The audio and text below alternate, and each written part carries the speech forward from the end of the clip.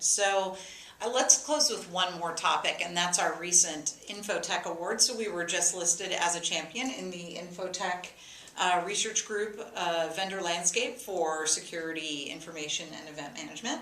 So I wanted to get your thoughts on, I think we were all really excited by it and wanted to get your thoughts on it, and also talk a little bit about how customers can use that information. How different is it from, the Gartner Magic Quadrant, and what makes it different, and just, generally, what would you say?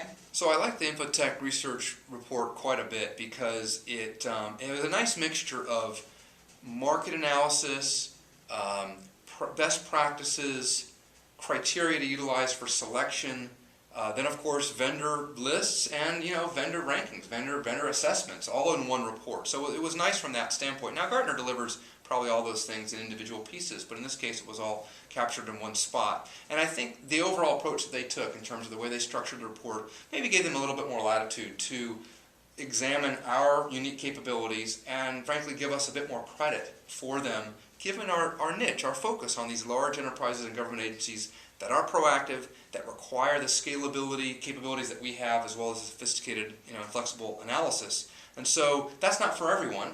And I would contrast this with the Magic Quadrant from Gartner. They by design aim that at the mainstream market. They want to try to capture what's the best way to assess vendors in their ability to be successful across the entire market. Mm-hmm. That's what will drive the most dollars for those vendors. So they're equating there, I think, addressable market size with the primary, if you will, criterion for success.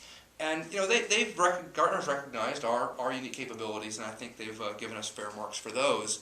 But ultimately, they have to characterize us as a bit of a niche player relative to a broad mainstream player.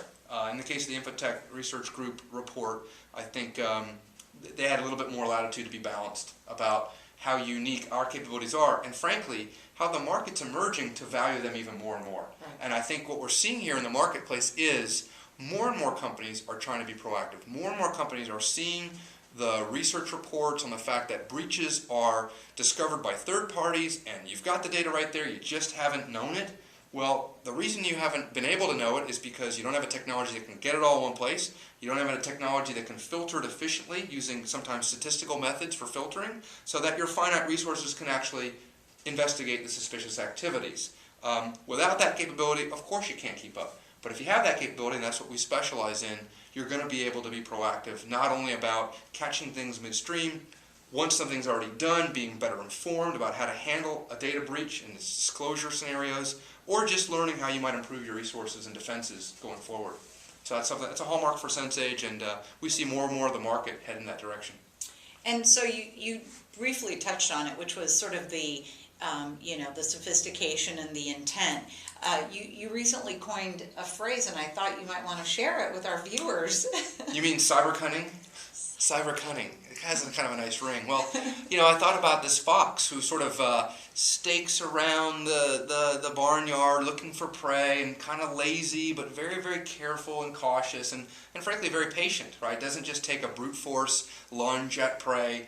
A little smaller animal than normal and than usual, perhaps. We're calling you small. Yeah. So, no, we're not actually. No, not you. Not you. Not you. The cyber. But I think that the cyber criminal out there is becoming more and more resourceful, more and more patient if patience serves them, right? And it is increasingly serving them to find the weak link, to navigate better and better defenses. By the way, the defenses have continued to improve.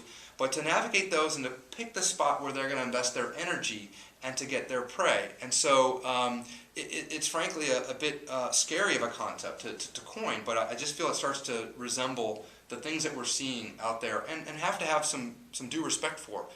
This is turning into a bit of a phenomenon that's running a bit wild. I mean, the number of things that have been reported on, even in the last couple of months, is a bit staggering. And we don't like to throw FUD out there and gasoline on the fire, but I think more and more security practitioners are having to be a little more humble, a little bit more respectful, a little bit more inwardly thinking about how to be effective against this threat. Because there's a lot of drivers, a lot of motives out there, and we've seen far too many successful attacks of late. And I think one of the most interesting pieces that I've read recently was the Verizon, the breach report that they did, and the notion that a lot of the breaches that they later researched, the data, you mentioned it, the data had been there all along. So I don't know if you want to talk about that before we close, but I think that's one of those frightening Absolutely. things, almost like the forest for the trees, right? You're a security practitioner, you're dealing with the real-time fires, and there's something that's kind of lumbering along patiently waiting. Yeah. So A couple things about the report really struck me. Beyond the fact that most of the attacks could have been prevented with simple or intermediate controls, which is just inexcusable, frankly. That we've let down, we've had a vulnerability here or there in a level that is not particularly sophisticated. It just means we've made ourselves easy targets.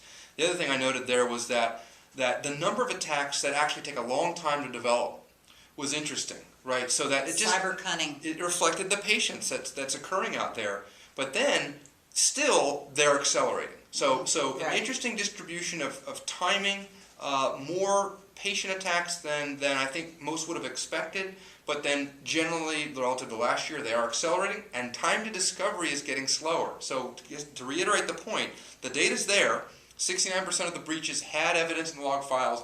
Less than 1% had situations where they used that evidence to actually become self-aware. And usually, something like 86% of the time, it was a third party tapping on the shoulder saying, that's right. we've had a breach here, Right. which is embarrassing, catches you flat-footed, and you're not prepared to do anything about it.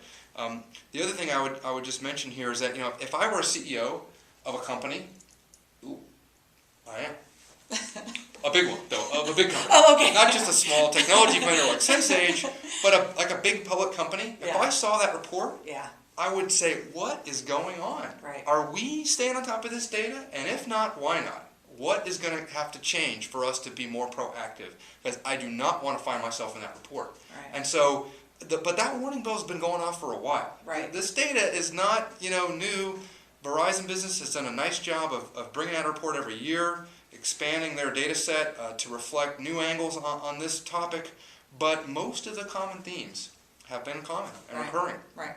I just think that it does show that the folks who are proactive, who are being more diligent, are looking for ways to leverage existing technologies or processes. And we've actually got a really quick, easy read, a 10 best practices for kind of thinking through some of your log management, some of your security event management requirements. And I don't know if you want to take anything out of that. And Yeah, I think, you should look at all 10, but one of the best ones, I think, is consistency. So establish a level of monitoring scope that you can get your arms around, and then pay attention to it on a recurring basis. I mean, these are just basic quality techniques.